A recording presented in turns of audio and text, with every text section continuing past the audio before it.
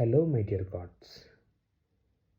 ఈరోజు టాపిక్ ఏంటంటే, ప్రతిరోజు ఏదో ఒక పుస్తకం చదవండి.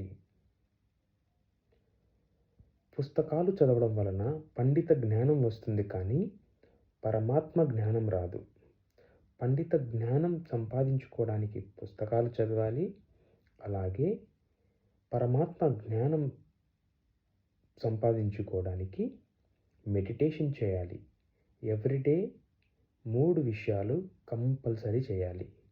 1 మెడిటేషన్ చేయటం, 2 పుస్తకాలు చదవటం, 3 సజ్జన సాంగత్యం చేయటం.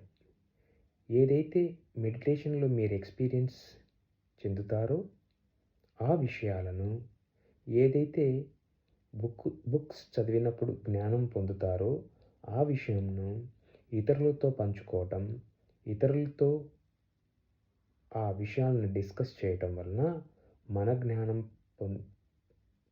జ్ఞానం పెరుగుతుంది. అలాగే ఇతరులకి జ్ఞానం పంచినట్టు అవుతుంది. పంచుతే పెంచబడుతుంది, దాచుకుంటే దోచుకోబడుతుంది. కాబట్టి ప్రతి ఒక్కరం పంచుదాం, జ్ఞానాన్ని పంచుదాం. అందరికీ ఉపయోగపడే విధంగా ఈ జ్ఞానాన్ని మనం పంచుకోవాలి. Thank you masters.